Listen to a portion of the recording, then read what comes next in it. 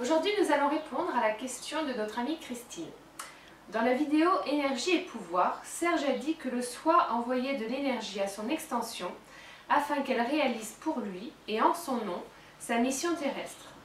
Est-ce que cela signifie que lorsqu'une personnalité a terminé sa mission, le soi cesse de la nourrir énergétiquement le temps restant de son incarnation? Ça dépend en fait.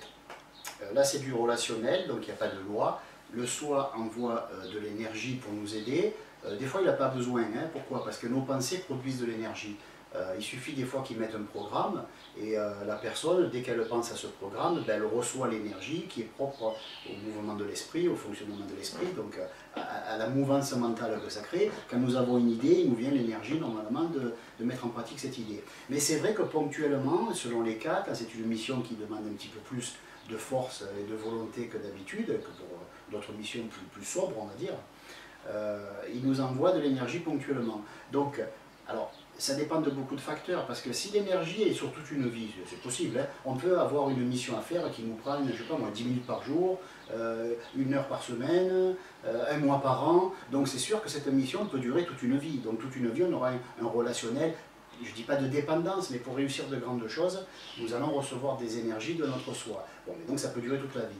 Après, il y a des missions qui sont très courtes, qui peuvent être faites en 10 ans, je dirais. Donc à ce moment-là, une fois que le soi a obtenu ce qu'il voulait, bon, il continue à nourrir en énergie ou pas. Après, c'est une affaire de relationnel. Il n'y a pas de règle, particulière. On ne peut pas dire ça s'arrête là, ça commence là, parce que déjà il n'y a pas une seule mission qui est la même. Ou même si des missions se ressemblent, elles se complémentarisent, mais elles ne sont pas vraiment identiques à 100%, sinon il n'y aurait aucune originalité de venir à 10 faire la même mission.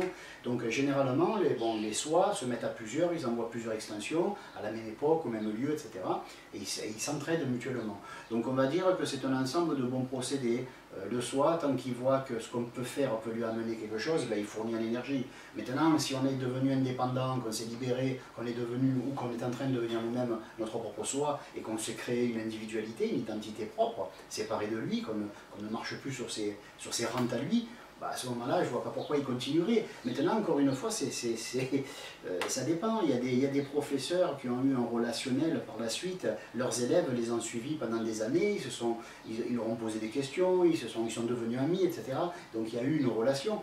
Mais on n'est pas obligé de rester ami avec son professeur toute sa vie. De même, on n'est pas obligé de rester dépendant, énergétiquement parlant, de son soi toute notre vie durant. Bon, voilà. Donc il n'y a pas de réponse particulière. C'est simple. Quand la personne ne reçoit plus d'énergie, franchement elle le sent.